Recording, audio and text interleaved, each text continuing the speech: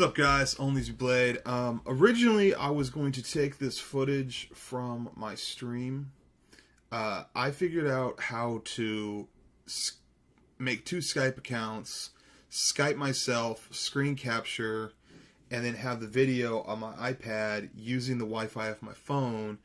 I was able to go while I was streaming, like, you know, playing normal video games, but take you guys with me, take you on a ride, man.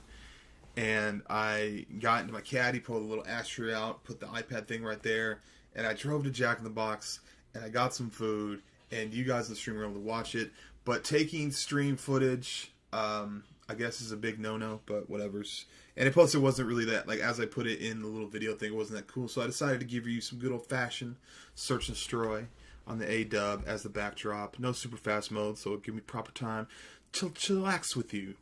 I want to talk about cars, man. What it means and the amount of freedom that it gives you, and that feeling, that accumulation of different things, man.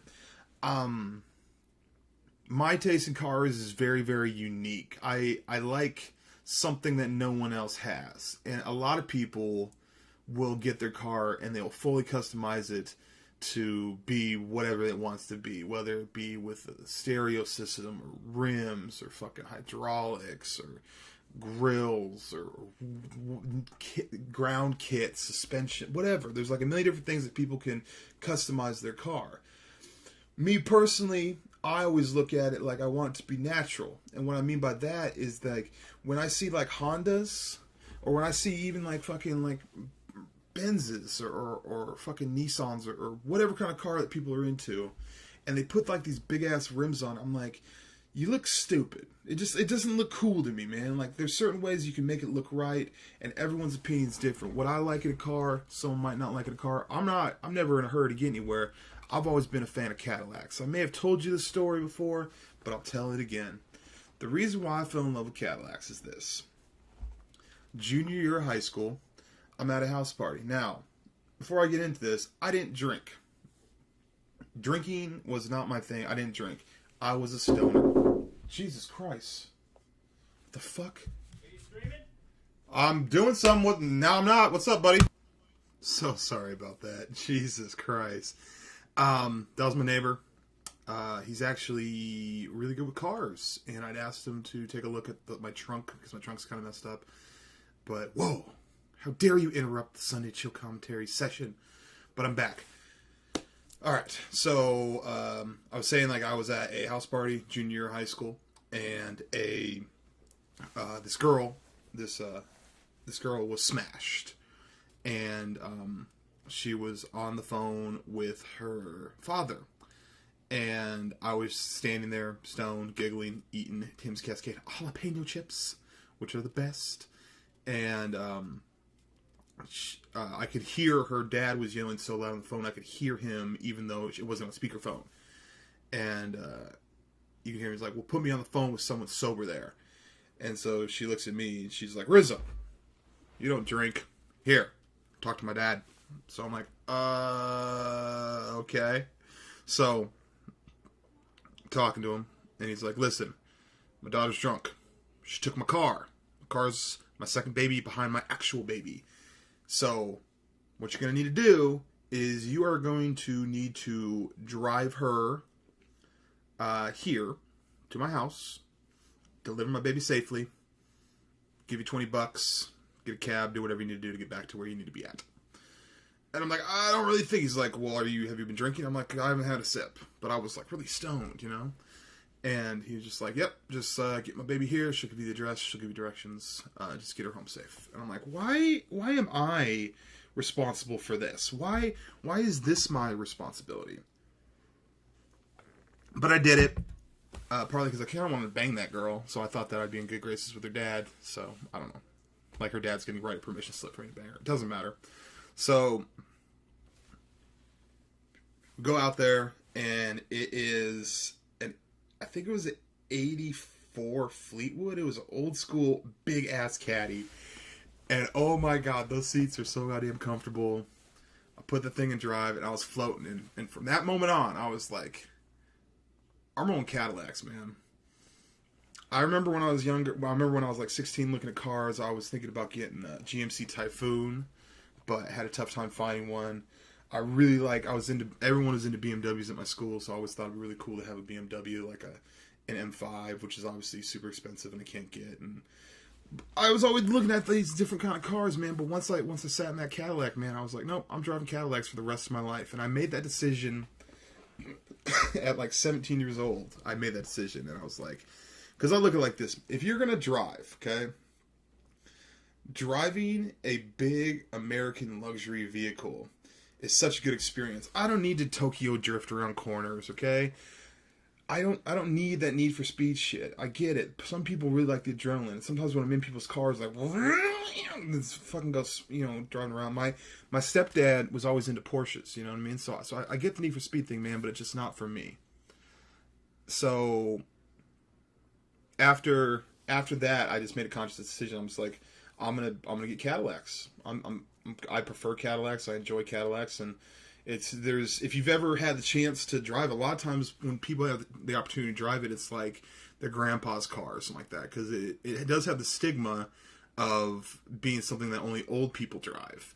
And the thing is, like, I'm not talking about the newer Cadillacs. I'm not like the new Cadillacs to me are not what the Cadillacs that I love. I love the big body sedans. You know what I mean? And they took this weird approach where they're like, okay, well, if you want a big body sedan, you buy Escalade. I'm like, no, I don't want an SUV, man. I want a big ass car. I want like a limousine, kick your feet back, feel like you're floating, feel like you're sitting on a couch, man. I'll tell a quick story. I was actually fast forwarding several years later, and I'm in Seattle, and I'm driving my friends so they can drink, and I'm designated driver. And this one uppity girl, she was so fucking prissy. And she was like, when I pulled up to get them all in, because we had to go back to the east side, she's like, I'm not getting in that. And I'm like, what are you talking about? It's a fucking Cadillac. It's kind of like that movie Scarface when, what's her name, Elvira's like, I'm not getting in that car. That's horrible. It's like, no, it's a fucking Cadillac, you know?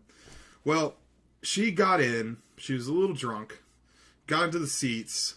Felt so comfortable on that leather in the back seat, because the back seat's even nicer because it's more plush and it doesn't get sit on as much, so it's just so comfortable. She got in there, she got relaxed, and she farted.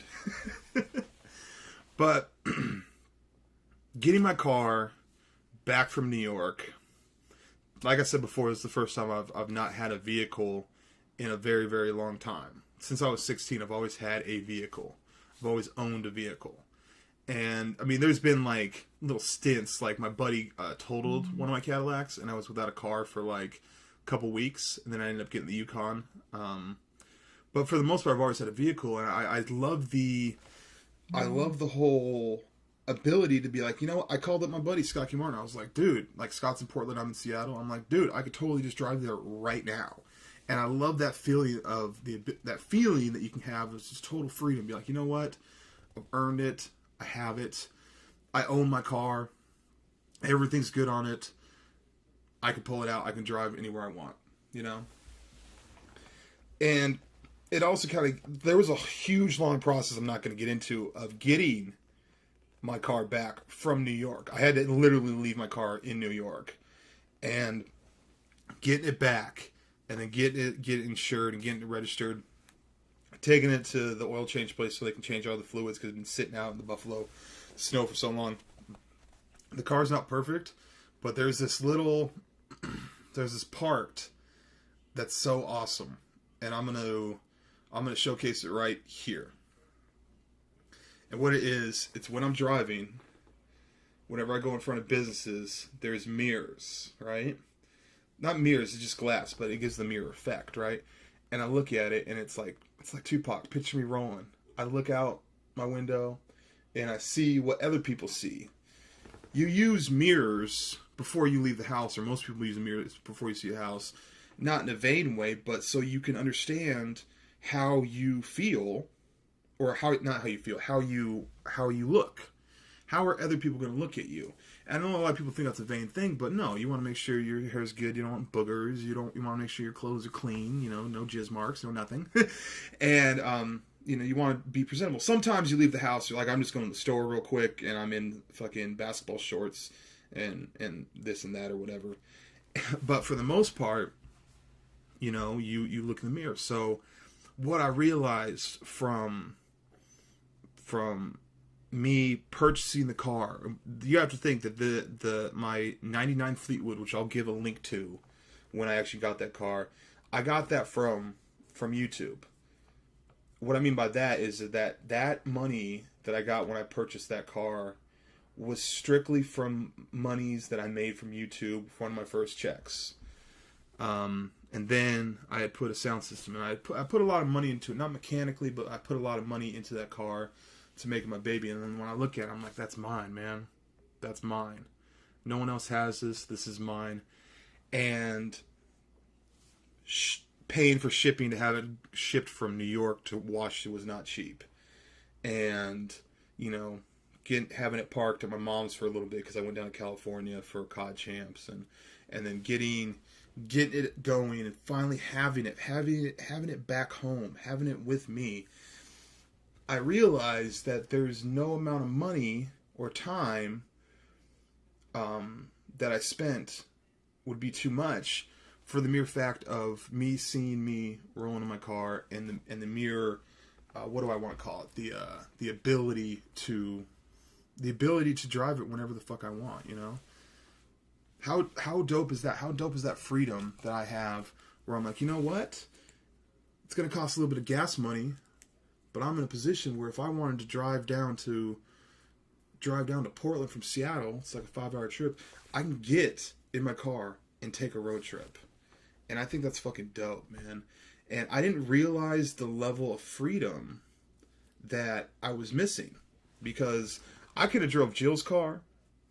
Here's the thing, you guys don't know, I'm going to do a house tour eventually, but I live with a lady, her name's Jill, and she has her own vehicle. So she had her own vehicle, so if we need to go to the store, if there's ever a time where I need to go somewhere, it wasn't a problem. I could be like, hey Jill, I need to borrow the car, sure. And I just remember driving that thing to the gas station, right? And I drive that thing, and she drives a 99 Volkswagen convertible cabriolet, total chick car, right? And I look funny driving it. I look ridiculous driving it. And I remember that as I pulled up, there was a pretty hot female that saw me and kind of giggled. And then when I got out, she was like, girlfriend's car? I'm like, no, actually I'm single. It's then I stopped and I was like, I can't make a different impression on her. You ever realize that? Here's the thing, everyone talks about, you know, you want to be liked by people, and, you know, this girl was a very, very pretty girl. Of course she was very busty, and that's why I was like even interested in her. And I realized, you know what? I'll never have a chance with you. The main reason is because when I left the house, I wasn't as presentable, because I'm literally running to the store. And I'm driving, obviously, a chick's car, so she thinks I'm off the market anyway. And I look ridiculous in it. And so, even though I was sitting there, I was talking, and I was like, you know, that's like, I thought in my mind, I'm like, I didn't get myself presentable when I would leave the house to go run errands. Because I'm thinking, hey, I'm just running to Papa John's. Or, hey, I'm just running to the store. Or, hey, I'm just running to the gas station, or whatever, right? But then I realized that when I got the caddy back, I would actually get ready just to leave the house. And so, maybe, this is one of those things where you start thinking about, we talk about butterfly effect. Let's say I had my car and I was more presentable. Maybe there's a possibility I could have pulled up and she was like, oh, okay. Sees me get out, we talk, she opens the door for me, we talk.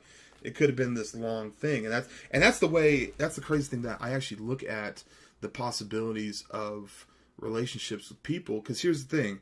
At one point, everyone in your life, except for family members, there was a point where you met that person. How did you guys meet?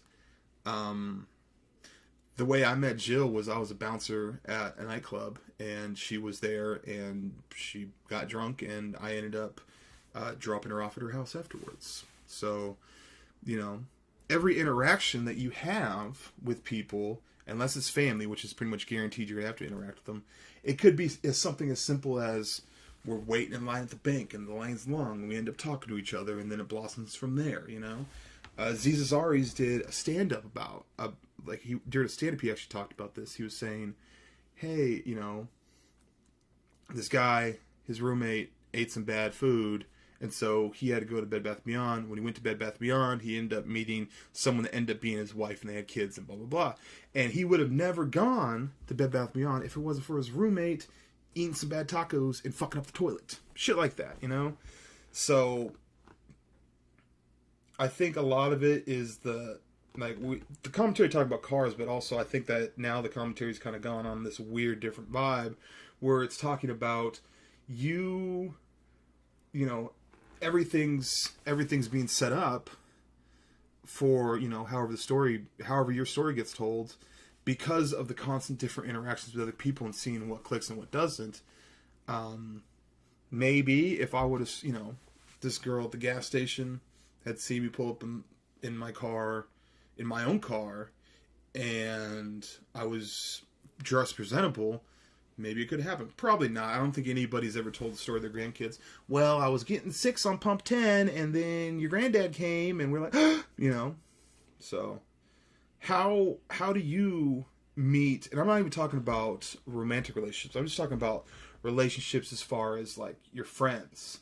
And a lot of times, you become really good friends with somebody that was an acquaintance of a one-time friend or whatever. Just think about the different ways that you meet people. Think about the different ways you meet people and how you can explain to people, well, how do you know this guy? You know, and you'd be like, oh, I've known, like, one of my best friends, his name's Mike. What up, Mike?